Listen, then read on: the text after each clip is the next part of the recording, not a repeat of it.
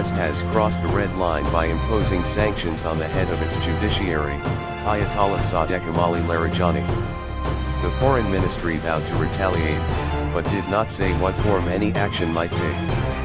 Iran also rejected any changes to its nuclear deal with world powers. US President Donald Trump, a critic of the 2015 accord, said on Friday he would extend sanctions relief over the landmark deal one last time. At the same time, the US imposed fresh sanctions on 14 individuals and entities over alleged rights abuses. President Trump said he was giving Europe and the US a last chance to fix terrible flaws in the nuclear agreement signed by Iran and 6 world powers in 2015. The White House wants EU signatories to agree permanent restrictions on Iran's uranium enrichment. Under the current deal, they are set to expire in 2025. Mr. Trump also wants Iran's ballistic missile program to be addressed. What are the new sanctions? Although the US has suspended sanctions against Iran following the nuclear deal, it still imposes punitive measures over issues such as terrorism, human rights, and ballistic missile development.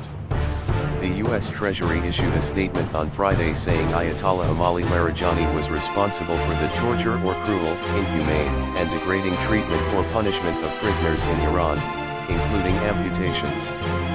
He had called for a crackdown on rioters and vandals following a recent spate of anti-government protests in Iranian cities. Iran has complained that US sanctions not connected to nuclear activity have effectively cancelled out any financial benefits it expected from the 2015 deal. What was Iran's reaction?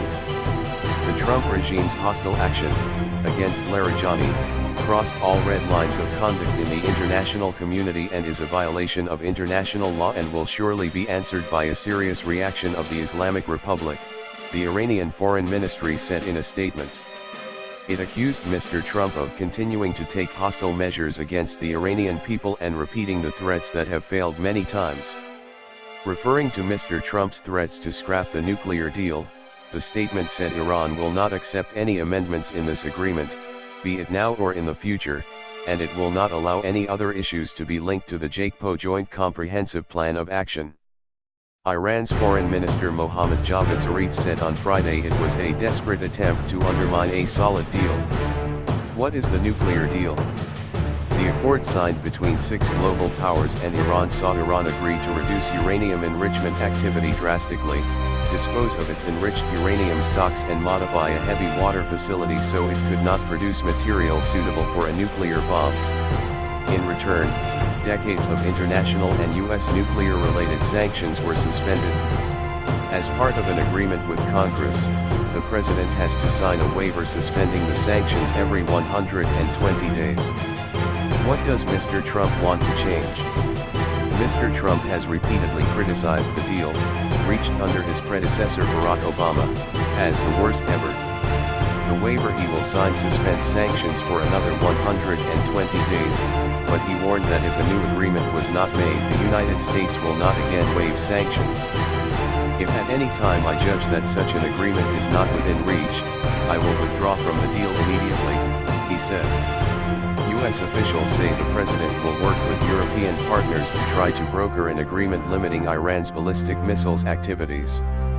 He was prepared to back a modification to the existing deal if it were made permanent, one official said.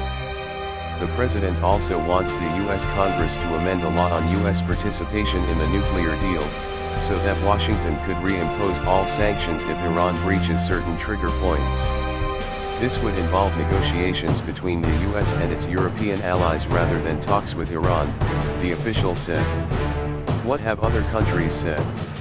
Russia's Deputy Foreign Minister, Sergei Ryabkov, described Mr. Trump's comments as extremely negative. Germany has said it will continue to call for the deal's full implementation and would consult on a common way forward with the UK and France.